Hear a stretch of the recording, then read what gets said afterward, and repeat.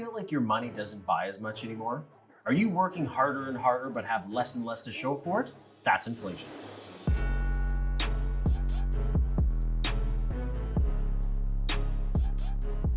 Today we're going to be talking about inflation. Before we get started, please subscribe to the channel and hit the bell to get notified so you know every time we release a new video. Let's get into it. Now, this is nothing new. Inflation has always hovered around the 2% mark, but now it has more than doubled.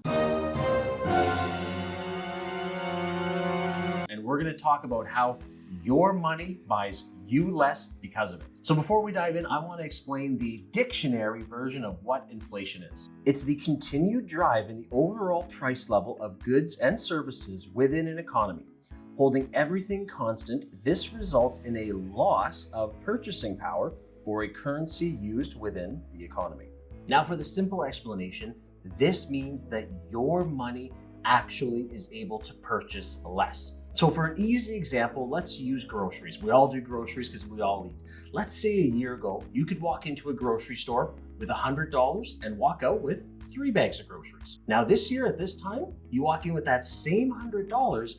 However, now you're only walking out with 2 bags of groceries. And I'm just making up this example, but this is inflation. Your money does not buy as many goods as it did a year ago. So that is a very simple example, but I just want to drive that point home that your money doesn't have the same buying power. And this is why inflation sucks. So I want to throw some staggering stats at you, and we'll do Canada and the States, starting with Canada. Canadian inflation is up to 4.4%.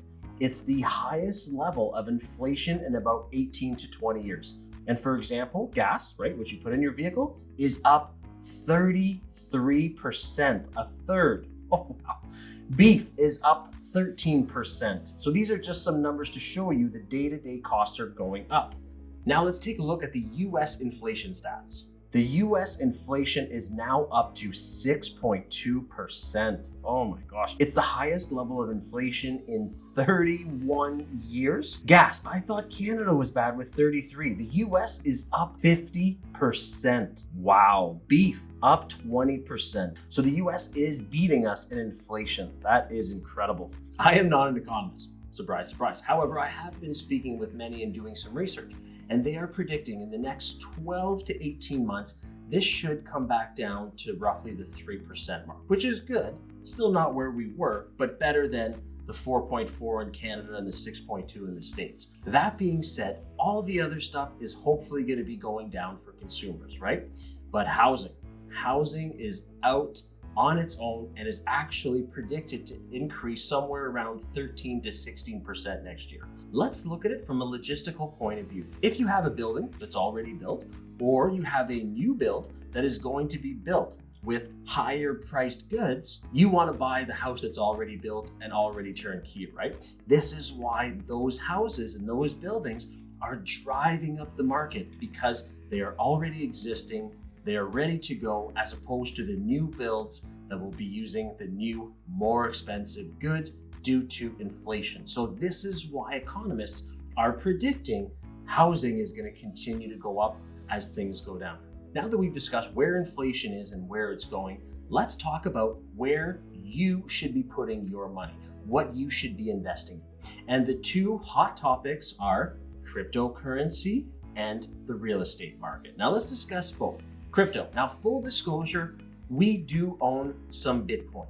This was purchased in 2020 when it was still at a lower amount, and we did so with some money from refinances.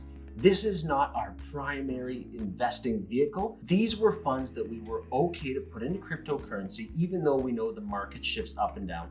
Hopefully it works out. However, if for some reason it does not, which is a very big possibility with cryptocurrency, it was money that would not negatively affect our overall portfolio. Now, I don't want to lose any of that money. However, we're kind of taking a gamble to see, hopefully it works out, but we have the real estate to calm the waters. On the other side, real estate.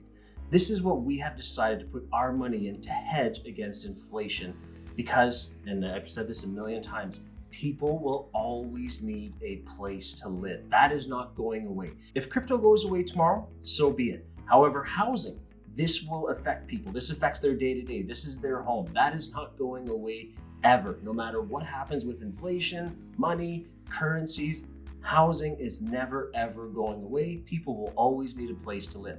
So when I'm looking at cryptocurrency, when I'm looking at housing, I'm obviously going to bet on the thing that is never going away, right? So when people ask me, and they ask us all the time, Mel, Dave, should we do cryptocurrency? Should we do real estate? I'm pretty sure you know which one I'm leaning towards. I have a very big bias towards real estate for that exact reason. So we've discussed crypto, we've discussed real estate. Now let's take a look at my bread and butter, OPM, other people's money and creative financing. We are finding that with inflation, with the uncertainty of the stock market, with the uncertainty of currencies, people want to park their money into real estate. And what better way of doing it is creative financing. We're finding that private lenders, private investors are now more and more eager to invest their money in your deals because they want to park it in a safe asset, and there's nothing safer than real estate. If you're wondering, what is OPM? What is creative financing? We're going to put a link right here for you to click on and see another video all about that. In summary, inflation has more than doubled. It's running amok. And what are you going to do to protect your money, your savings, and your family? If you receive value from this video, make sure to subscribe, hit the bell to get notified, give me a like, and comment below and let me know what you think. Make sure to check out our next video. I'm Investor Dave, and I'm out.